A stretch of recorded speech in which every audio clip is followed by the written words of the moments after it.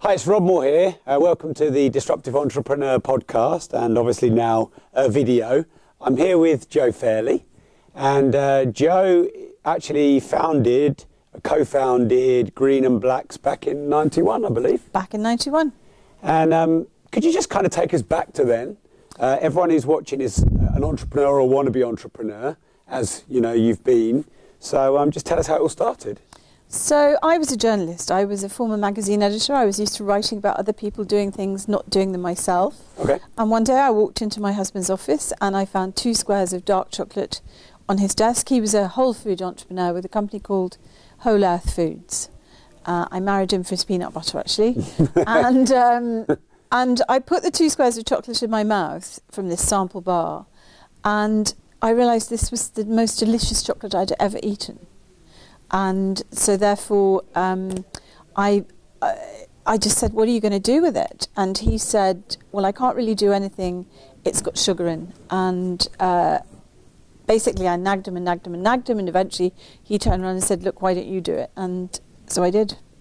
And had you had any sort of business experience before? None. No? I'd run a magazine. As an editor, you are a business person, actually. Of course. To be honest, you have a budget, you have targets, you have aims and goals, and a team of, in that case, 25 people. So actually, I kind of had run a business without really being conscious of it. And had you had a passion for chocolate before then, or was it just you fell in love in that moment? I mean, not particularly. I'd written features about it as a journalist, but sure. You know, I wasn't a chocoholic, right. particularly. I love good chocolate, like most women. Yeah. So the thing that's come into my head is, because I train hundreds of thousands of entrepreneurs, and a lot of them, they've got this passion, they want to do this thing, like bake cakes or make something. I used to be an artist. But then often when you go into business, it's a very different thing, isn't it? And your passion doesn't always become your profession. But you managed to turn it into a really, well, is it a £100 million brand or something? It is. So how did you manage to take something you loved as a passion and turn it into a real business? I think what was really helpful is that I was in business with my husband, who had a lot of experience. So actually I was the creative side. Yeah. I was product development. I was the sort of outward facing. So I was PR and marketing, which I understood because I'd been a journalist. Mm-hmm. I dealt with customer service because that's a passion of mine. Yeah. And I was lucky enough to have teamed up with somebody who had great experience and actually an existing business distributing, selling, sourcing, running the operations side. Sure. And I always say to people who are going into business that often I think it's really helpful to have a partner like that, because no single person, in my experience, has both skill sets. Yeah. And so what made us so strong as a partnership was the fact that we each had our own areas of expertise, but they were complementary. Sure. And because we were married, actually, we had this sort of implicit trust in each other as well. And I can still see inside his head, and vice versa. So you're still married then?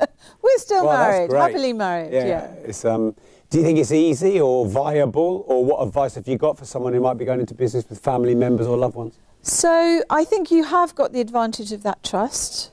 And you know that person very well, so there are no nasty surprises, hopefully. But I think you've got to set some boundaries, because business very often just naturally invades every moment of your spare time. And I always say to people, if you want to shut the door on what you do at 6 o'clock at night, don't become an entrepreneur, because you're going to take it home with you. Right. But I used to set some boundaries we would go for a walk every night after work around Notting Hill, up and down hill, etc. Yeah. And we would kind of spend an hour downloading the day, talking about new products, talking about staff issues, brainstorming, etc. But when we got home, we weren't allowed to talk about it again till next day. My fiancée worked with me for 5 years, and we just, it'd be 8, 9, 10 o'clock at night. I'd be trying to unwind. She'd be in the ear about business. Then when she wasn't in my ear, I was in her ear. Yeah, and you've just got to be really strict about it. Basically, set rules. And same with holidays. Yeah, you know, I'm not going to talk about it on holiday. Yeah, no matter how tempting it is. Turn these off. Yeah. Okay, so could you give us like maybe a 5-minute? It's a bit of a challenge, but I know you're good at these interviews. Like a 5-minute journey of Green and Blacks from when you started it to when you exited it. So I never really expected it to be honest, to be much more than something that got the health food trade excited. Craig had a great reputation as an innovator in the health food trade. We got a fantastically lucky break very early on with, I got a telephone call on my desk, and it was a buyer from Sainsbury's who invited me to submit Green and Blacks for the next range review. So I went home that night and I said to Craig, hey, Sainsbury's called up today and they want us to submit it for a range review. And he said, no, it doesn't happen like that. You know, you go knocking on their door for years and years and years, and then eventually, you know, you get a foot in. But in fact, one of the directors' wives had it at a dinner party and basically said to her husband, I think you should have this in Sainsbury's. And so that was our really lucky break. And just before we finish this, because before it goes out of my head, what role do you think luck plays in business? Do you make your own? Well, I think that there are certain opportunities that come along, but I think that I love that phrase, the harder I work, the luckier I get. Yeah, I think Gary Player said it about golf. Yeah, exactly. So we were in the supermarkets at that point. Everybody really wanted to be Sainsbury's. They were the #1 supermarket back in the early 90s. So we grew with them, but also all the other major supermarkets. We continued to grow very, very fast, which is challenging in itself because, you know, you get to a point where all your money is tied up in stock and you can't afford product development, you can't afford advertising, you can't afford really to drive the business forward the way you'd want to. And so in the year 2000, we took in investment from a group, private equity group, who were going to bring talent to the company as well as just putting some money in and giving us, you know, some money and some shares so that we could sleep at night after 9 roller coaster years. Yeah. And then in 2005, it was sold to Cadbury's. Right. And then in 2000, allowed to disclose how much you sold it for? Absolutely not. In the contract, can't tell you. Of course. Still. And then in 2011. Cadbury's was acquired by Kraft. Yeah. So we've gone from this little tiny bedroom brand to something that is truly global. Yeah. And looking back, would you do anything differently, or what advice would you give to people?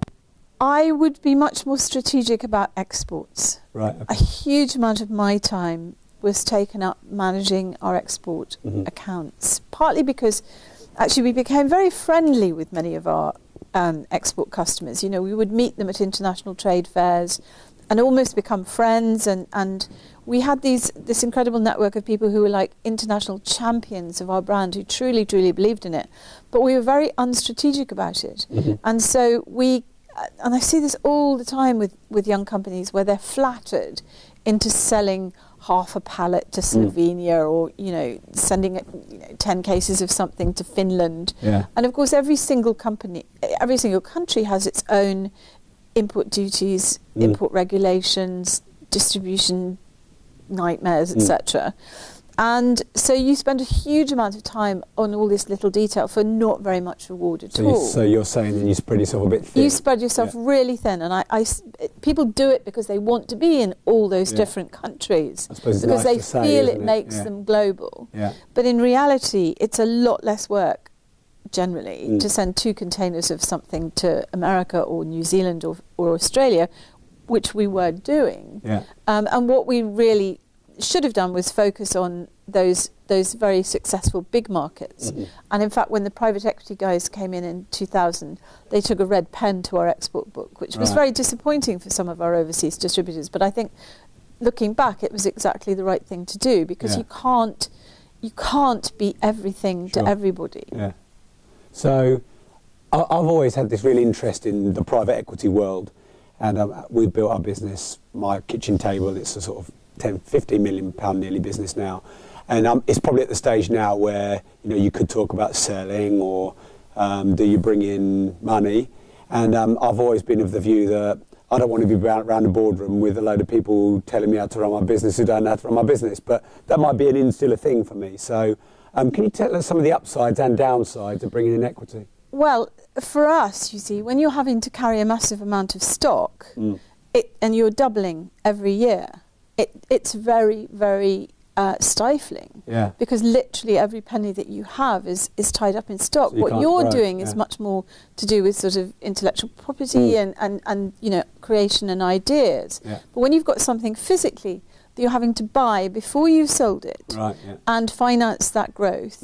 It's very, very hard to go from that point where you're 2.5 million suddenly overnight the next year, if you're still growing at 100%, to be 5 million. And that's when a lot of companies break. Yeah. And we were very frustrated by the fact that we just couldn't afford the kind of talent in particular that we knew we needed. We knew we needed a much better marketing director than me. Yeah. We knew we needed somebody who really could, go gangbusters on product development, etc. And so we couldn't afford those people. I mean, I didn't get paid for the entire time we owned Green and Blacks. Wow. Not one penny, because every penny was tied up in stock. Yeah. So would you go back then, or would you start again and do a big stock holding business, or would you? Because my new business, which is something called the Perfume Society, which is something else entirely. But all my businesses have been to do with the senses, interestingly. Because I've had a bakery and I've had a wellbeing centre, and now I've got something which is basically our real aim is to help people improve their sense of smell. But I'm very, very adamant about the fact that I do not want to carry a lot of stock. Risky, with this isn't it? business. Yeah. It's not just risky, it's just like having your cash under the mattress. It's not doing anything for you, it's just sitting there, basically. Taking up a lot more space than cash under the mattress, actually. Sure. Yeah. And probably depreciating just as much. Yeah. So, okay then. So let's go back to the private equity question then, because I still really want to, it's great having someone here who's experienced that. So some upsides and downsides of it. Upsides then, growth, get new stock, get talent. Were there any downsides of raising money? Well, for a control freak like me, it's quite hard to give up control. Craig's much more of a kind of Henry Kissinger figure, very diplomatic, able to deal with it, etc. I'm a little more fiery and sort of speak before I think sometimes. That's just who I am. And so were there any boardroom battles? Yeah, there were a couple of boardroom battles, and found myself crying myself to sleep a couple of times, and sort of in the wee small hours, and then eventually Craig leant over at about 2 o'clock in the morning and said, "Honey, you can either have the control or the money." So that kind of got things a bit back in proportion. And do you think that taught you to let go a bit more then? Yeah, absolutely. Yes. Okay, so what advice would you give to someone starting up on their kitchen table with not a lot of money, but a really exciting dream, maybe a bit like you did in 91? I think what I would say to them is that whatever their plan is, the law of the universe seems to be it's going to cost you twice as much and take twice as long to get to where you think you're going to be. So, your plan for year one will probably take you 2 years to get there and cost you twice as much as you think. That seems to be the basic rule of thumb. Yeah, I'm in property, so refurbs twice as long, twice as much. I think, it doesn't seem no matter what you're doing, that's the universe. So I would also say to them that I think, learning from Craig and I having these complementary skills and being there to support each other. I think it's a very lonely furrow to plough sometimes if you're just a sole entrepreneur, because actually it is very hard to do the outward facing stuff and still make sure all the invoices are going out and still deal with the nuts and bolts, etc. And you end up being really stretched and also not having that emotional support. The thing about Craig and I is that if one of us was down for some reason, the other one could bring us up. And I have friends who are sole traders and sort of independent entrepreneurs, and I have to be that kind of person for them sometimes when they're having a really tough time, because they haven't got a business partner or fellow directors to kind of just go, it's going to be okay, have a cup of tea, and that emotional support I think is really, really important. Otherwise you do get knockbacks all the time in business, as well as, with my new business, I feel like I'm on the world's biggest roller coaster. And the highs are enormous.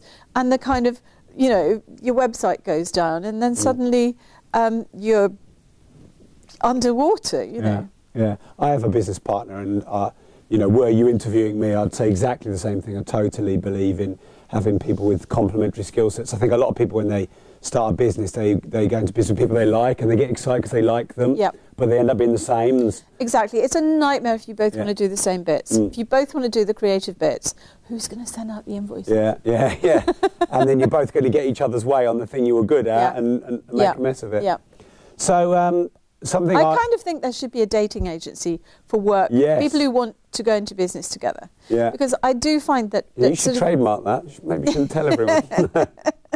that I give away ideas all the time now. It's like I can't do them all myself. So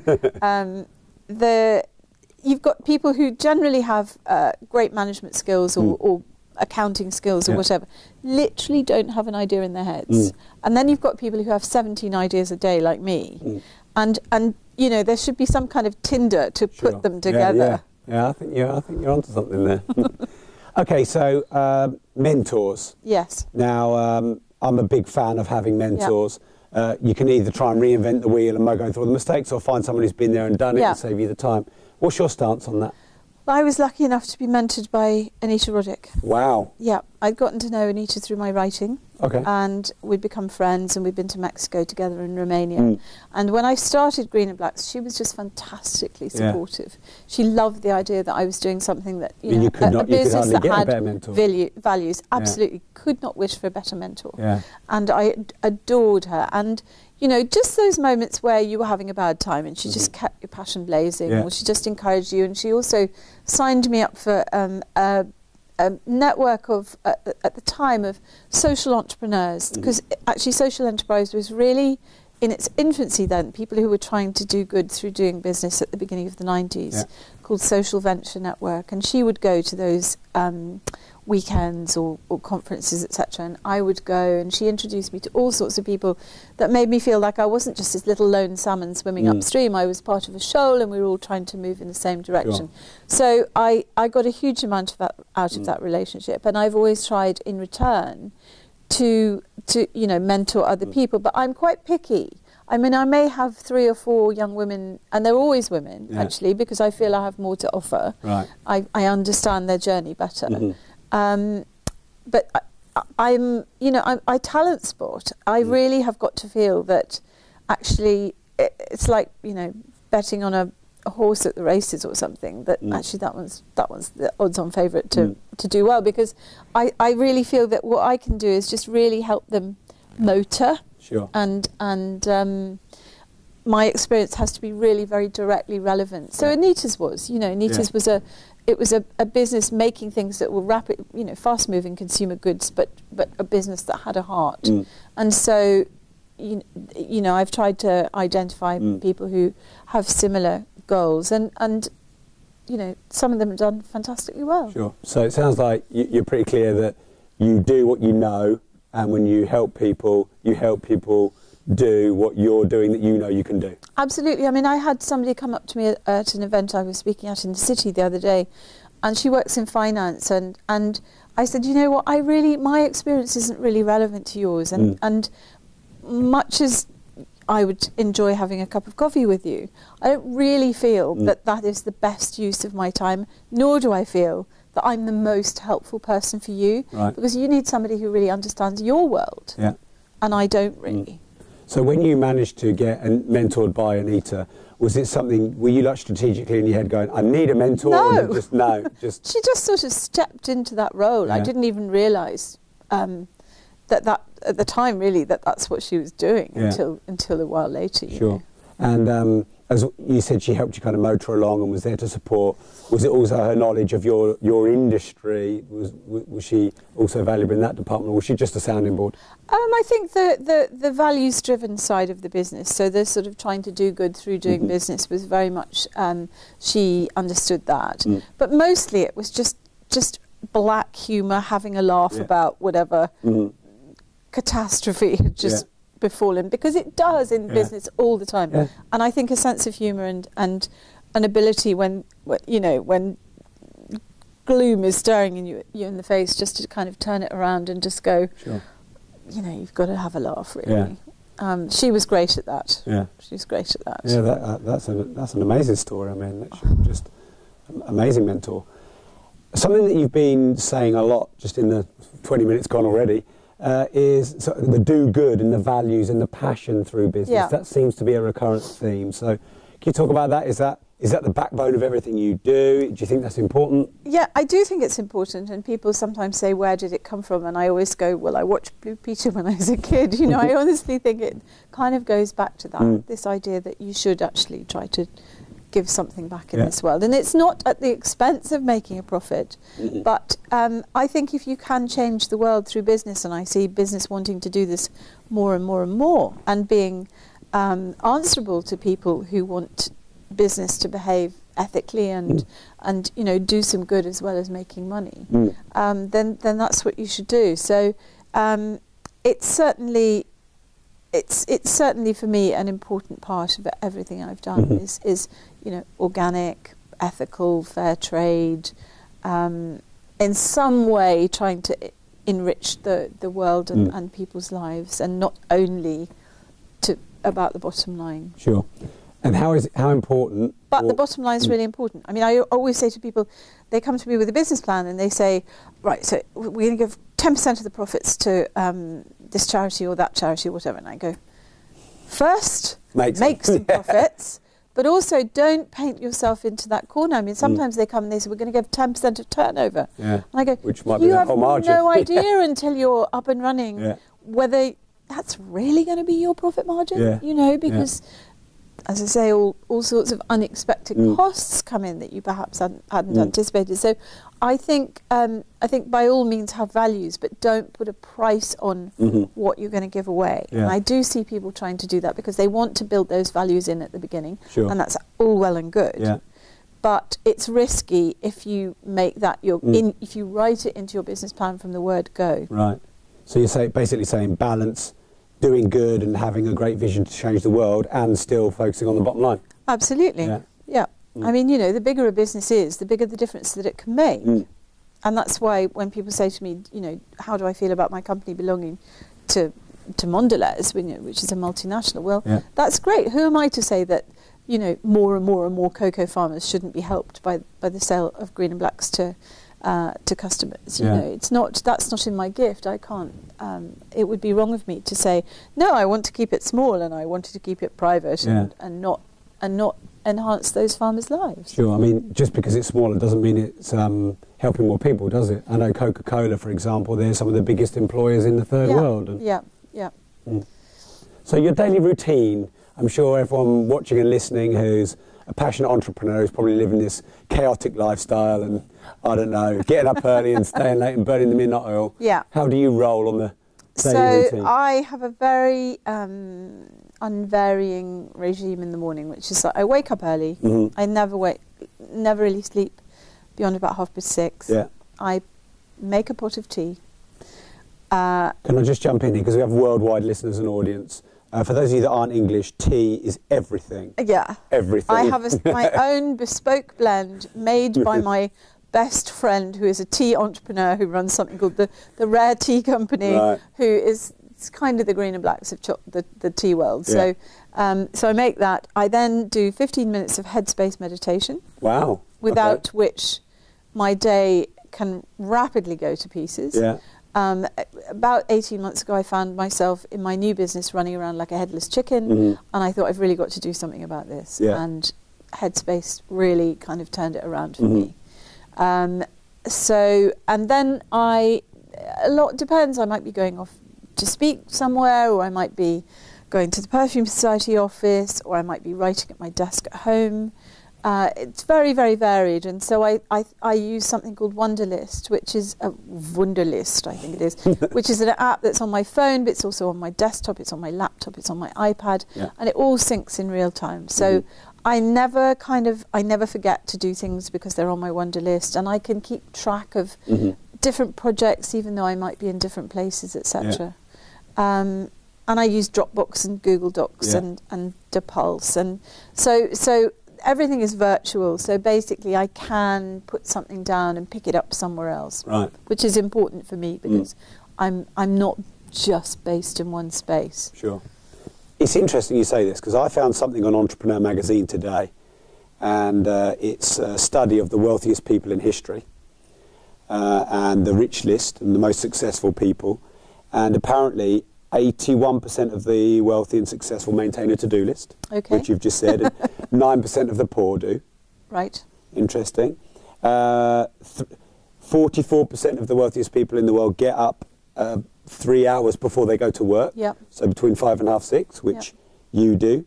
They love to read. Do you like to read? I love to read. It's 86%, and 88% read more than 30 minutes a day. Would you say 30 minutes a day? Yes, definitely. Yeah. Do you read? I read in bed in the morning. I'm reading magazines and newspapers, and I read a book last thing at night, which helps me sleep. And I really now have a rule that even when I still have things to do, I leave my desk at 9 o'clock at night, I turn my computer off, and then I switch my phone to airplane mode, because I am incredibly conscious of the fact that staring at a screen keeps me awake when I get into bed. And as long as I sleep well, I can function beautifully the next day. Right. But, for example, I broke that rule on Monday night and couldn't get to sleep till 2 o'clock in the morning, was next to useless next day. So any time that I might have kind of used getting ahead on Monday night was just wasted, because on Tuesday I was basically barely able to string a sentence together.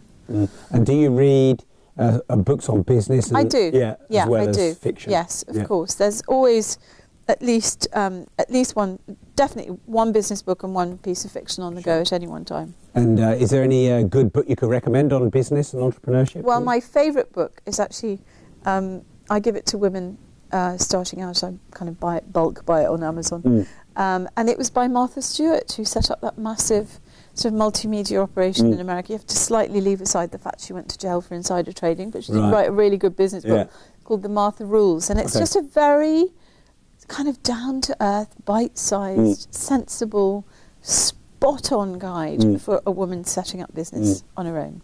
Two books I've read, because I've got really interested in women entrepreneurs as well. I run a training business, and I think the world needs a lot more inspirational women speakers, for example, which is why we've got you at the Women Building Wealth event. Have you read Arianna Huffington's Thrive? I give Thrive to lots of people as well. I thought that was, because she talks a lot about the sort of work-life balance and so on. You know, it is really, really important, I think. And then Lean In by Sheryl Sandberg. Yes, Lean In, absolutely, absolutely. If you're listening, and you're they're all good. They're all good. Okay. And you know, Richard Branson's business books are fantastic as well. Yeah. You know. Great. So I've got two quick questions then, because I know you've got to go and scope the room to do your talk. So they're fairly brief questions. One is, what advice would you give your 20-year younger self? I'm often asked that question, and I think it's a great question. I don't know what advice I would give her, but I might give her a bit of reassurance that actually it was all going to be okay. Yeah, she can do it. She can do it, because I left school when I was 16 and I was not expected to amount to anything in this world, and so I was still just starting to find my feet at 19, 20, and my expectations were still not very high at that point. You know, I certainly didn't imagine I'd be a magazine editor by the age of 23. Sure. So it would have been, I think it would have helped my confidence at that stage if somebody had said, it's all going to be okay, you know. And actually, at the end of the day, for most of us, it is okay. Yeah. You know, when I look back at all the amount of time all colleagues and friends and I all spent angsting about things in our early 20s, actually mostly worked out fine. You know, that's just part of growing up, I think. So I think that's not necessarily. I don't think I'd have done anything differently, really. But it would have been nice to have a bit of hand-holding and just be told not to worry so much. Sure. And do you think that links back then to maybe having mentors and good people around you? Totally. Yeah. I was very, very lucky with certainly in magazines, with the people who took me under their wing. Sure. Okay, great. And then the final question, I want to say just before that, thank you. It's been great. This podcast and video is called, the series is called The Disruptive Entrepreneur. What does that mean to you, if you could explain what being a disruptive entrepreneur means? I think most entrepreneurs are disruptive in that we're essentially unemployable. You know, and actually I think that big business has a lot to learn from entrepreneurs and how we think and the risks we're prepared to take, and the fact that we're not afraid of our own shadow, which a lot of people who work in a big corporation are, terrified to make a decision, put their head above the parapet, etc. And so the whole rise in entrepreneurialism, which is trying to get big corporations to think more like people like us, I think is fantastic. So really it's just that daring, I think, the not willing to take the status quo, that curiosity, just wanting to find out, you know, what happens if I do this? You know. Yeah, and what a great attitude. And not be afraid of falling flat on your face. Which you do on a daily basis when you're an entrepreneur. Do on a daily basis, you know. Great. So finally, I'd love if people want to hear you speak. Is there any way we can follow you? Do you do social? Can we follow you? I do social slightly reluctantly. At Jojo Sams. Okay. Don't ask. And is that for Twitter? That's for Twitter. And at Jo Fairley on Instagram. Right. Great. Instagram I love. Yeah. Completely love Instagram. Twitter's a kind of necessary evil, but I'm not sure Twitter's going to be around in 10 years' time. I think it has a vicious side, and actually people used to say nobody went to their grave wishing they'd spent more time in the office. I actually think the modern version of that is nobody's going to go to their grave wishing they'd spent more time on Twitter. Well, time will tell with that. I think just one thing, just quickly, because we have got 2 minutes, is obviously we don't own these platforms. So, you know, you have your profile and lots of your fans and followers on there, and I might have mine and the big celebrities, because we don't own the customers, do we? Whereas if we have on email, for example, we own the data. So maybe that's something to think about. I think it's more that actually people are going to realise they've got better things to do with their life than, you know, bitch about who just sang badly on The Voice. Right, Jo, once again, I want to say a big thank you. Thanks for tuning in to the Disruptive Entrepreneur podcast. Make sure you're following me on Twitter as well, which is Rob Progressive. Instagram is Rob Progressive, and Facebook is Rob More Progressive. And Tom, my head of design, is showing me the screens all over the place. Can you show me that again so I know what to say? Social links and reviews. Okay, so yeah, please review the podcast. That'd be great. And also, if you do share the Disruptive Entrepreneur on any of your social pages, I'll give you a signed copy of Life Leverage, the book that I've just signed with Hachette. So thank you very much. And Jo, once again, thank you. Thank you.